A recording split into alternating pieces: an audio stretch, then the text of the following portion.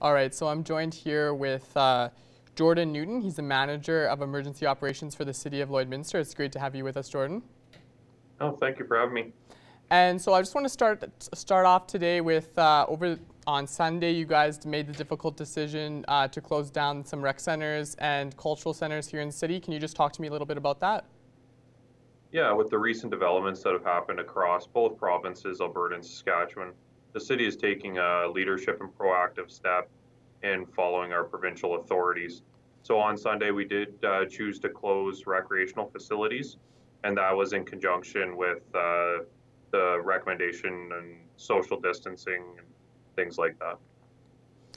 And so how hard was it for the city to make the decision to close those centers?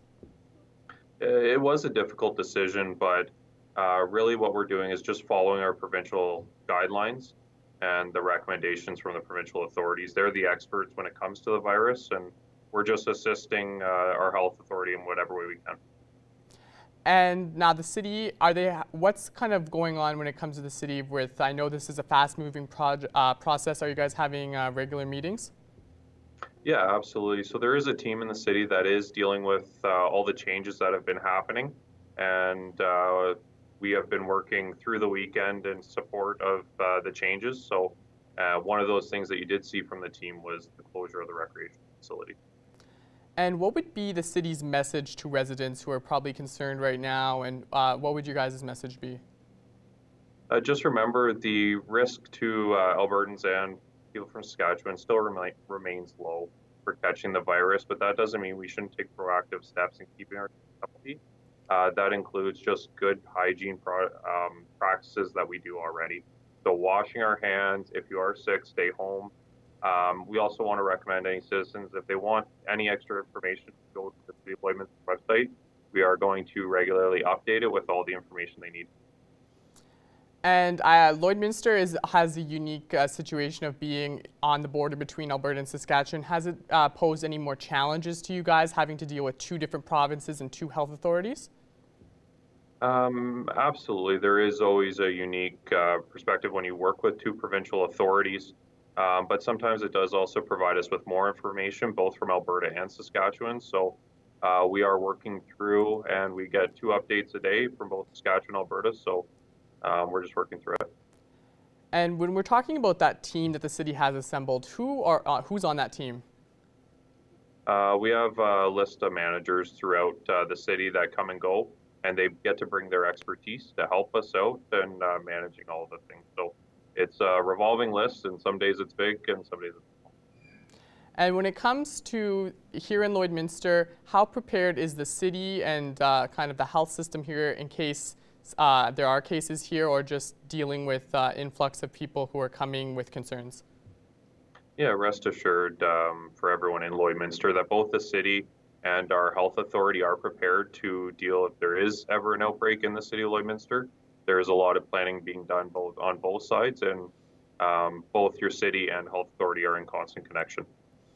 And when it comes to employees of the city, workers, what kind of steps are you guys putting into place to help keep them kind of distanced and to help keep employees of the city safe?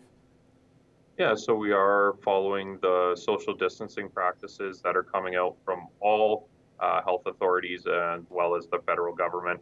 So we'll be looking at alternative working arrangements, and throughout city facilities, you are going to notice some differences because they do still remain open to the public, our City Hall and Operations Center and our RCMP detachment right now, but you might notice some changes, including signage, sanitizing stations, and removal of common touch points. And like you mentioned, City Hall is still, for now, open to the public, but you guys are encouraging people to kind of use the virtual City Hall. Can you just talk a little bit about what kind of things people are able to do on the virtual City Hall and how maybe they'll be able to do things from home without having to venture out to City Hall? Yeah, so we are going to be taking proactive steps to get a lot of different pieces onto our online system. One of the biggest ones is your billing. So you can pay a lot of your water bills or anything to the city online. All right, and just before we go today, the Prime Minister is kind of restricting international travel to certain 4 airports in the country, and there's things are going to be changing, but how are these kind of changes going to be impacting the city of Lloydminster? Yeah, so the federal government has just announced some changes this morning, as well as just before I came into this interview, changes to the border and restricting the border.